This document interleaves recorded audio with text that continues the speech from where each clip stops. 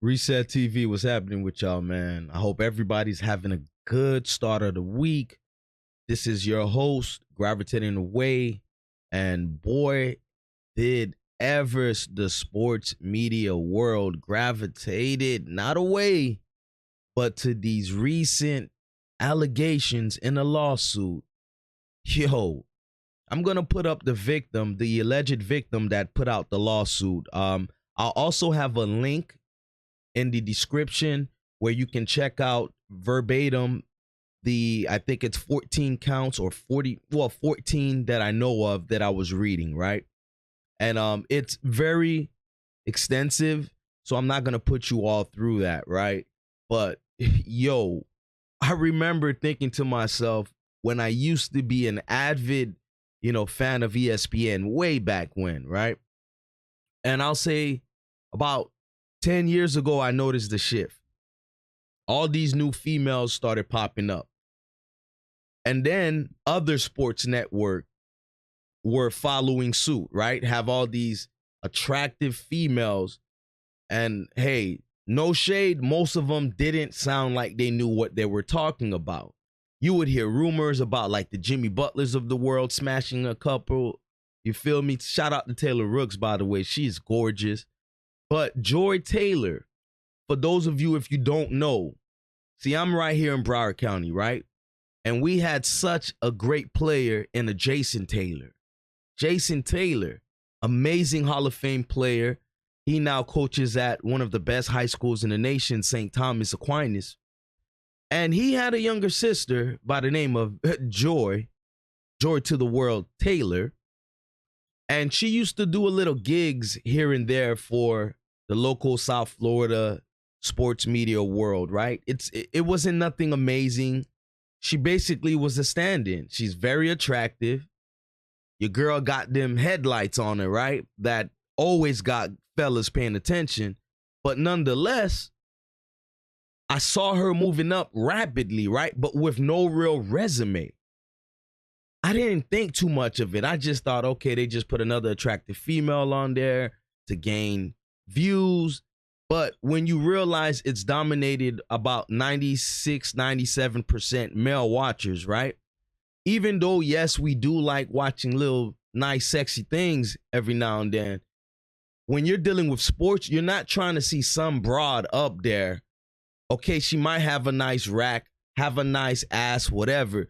But you want to know details about the sport and just keeping it real. So every now and then people would say little things here and there. How did this one move up? Keep in mind, this is no shade against the females who are actually very informed in what they're speaking on, right? I'm talking about a lot of former athletes who are now broadcasters, a lot of analysts, ladies that is, that, went through journalism school, etc. No, they're just putting pretty faces with no resume.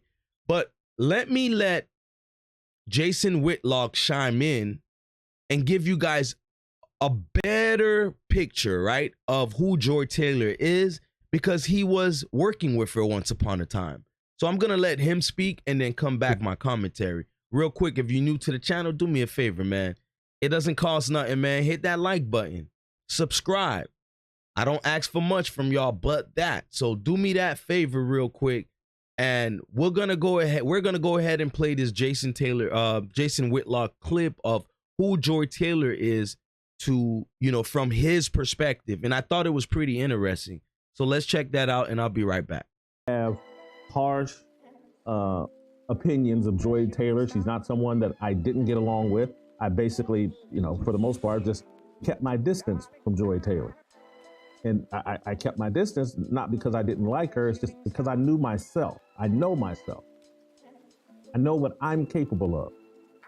And that big rack of hers that she showed off constantly, it's just, and that peanut butter skin with that big rack, like, Jay, keep your distance. That's going to get you into trouble. And so that's what I did. I kept my distance. Because when you put some woman in a job, talking sports with a bunch of men, it's a job she's not qualified for. She's talking sports with professional athletes, people that did it at the highest level. She's talking sports with me or Colin Cowherd or other people that have like really studied sports at a super high level. What does she have to offer other than her sex appeal? And so should we be surprised that she leaned into that?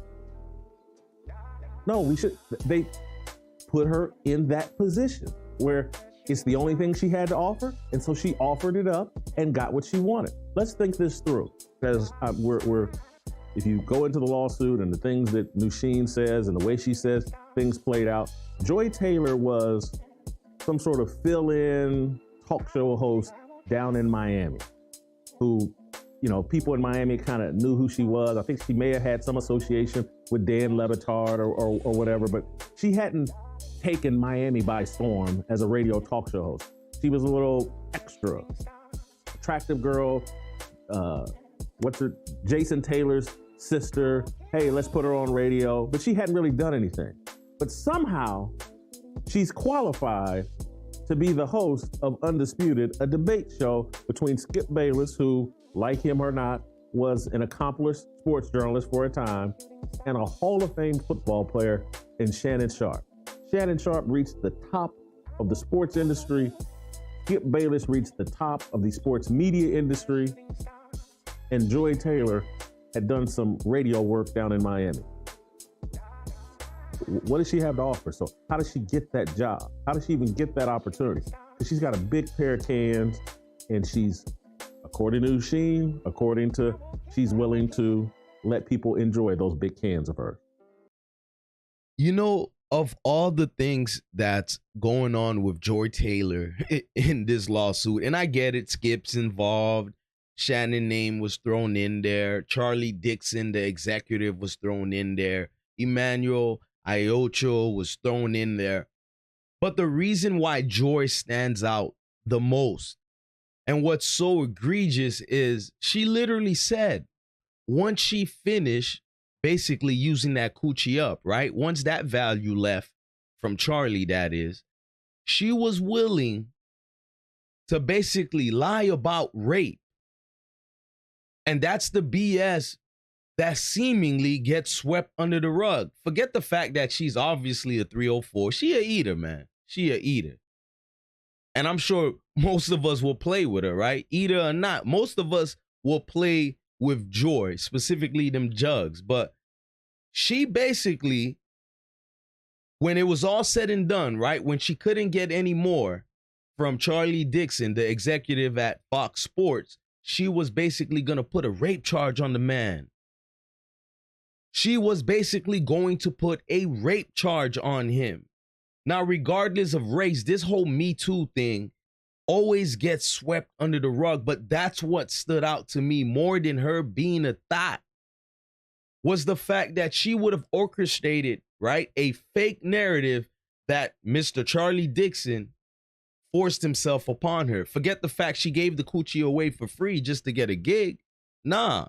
Once she used it all up with the brother, she was well, he ain't a brother, but once she finished using it all up, she was going to get him for all his ducats off of a fake rape charge. Come on, man. That is the most egregious thing out of this entire document dealing with a lawsuit. I'm telling y'all, like, that's crazy, yo. Now, listen, the woman that's suing Fox Sports 1 and Fox Sports 2, it's a collective of Fox Sports in general, right? Her name is Nusheen Faraji. And it's interesting, her being a hairstylist, so close and in depth to all the details of what was going on, from executives like Mr. Dixon, Charlie Dixon, that is. He's one of the head dudes at Fox Sports. Allegedly, Faraji claims that Joy was sleeping with him while married. So check me out.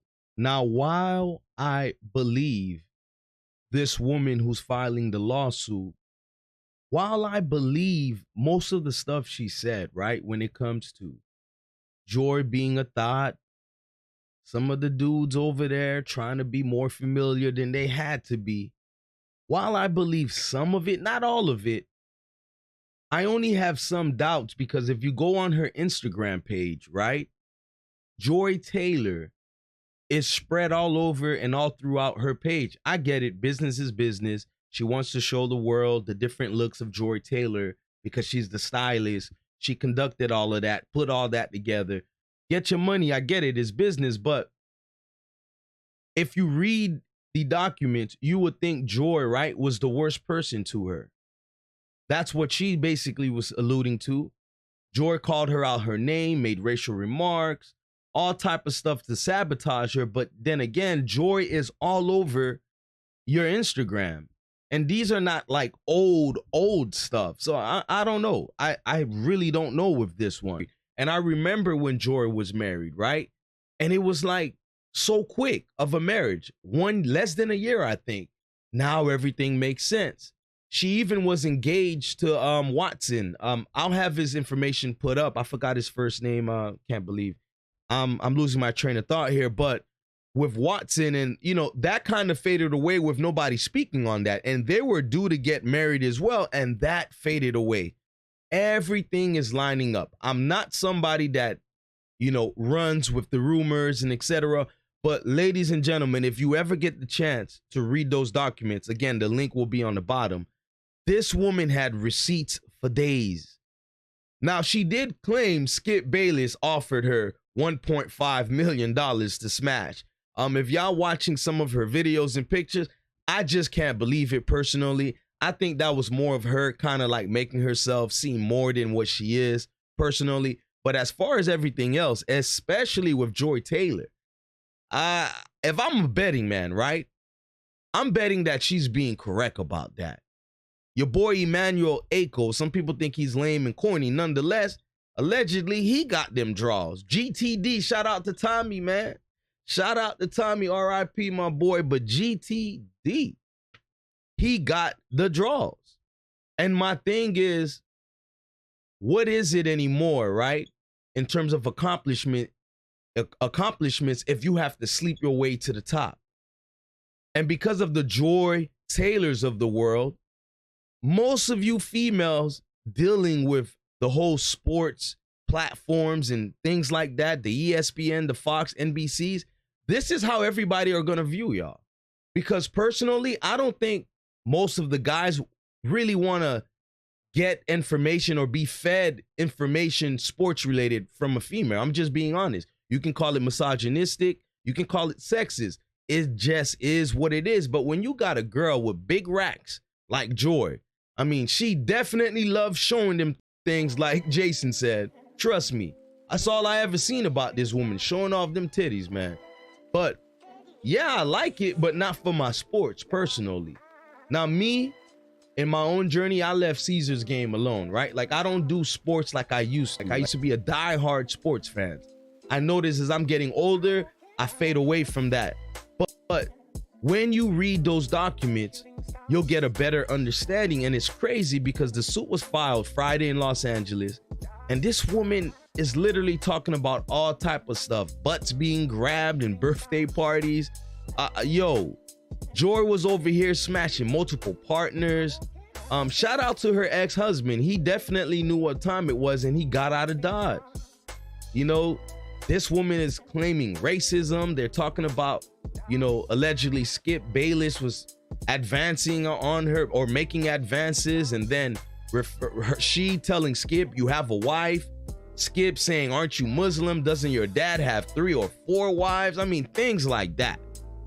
But what say y'all in the comment section, man? Have you always thought Joy was an eater? Because I always felt like Joy was an eater.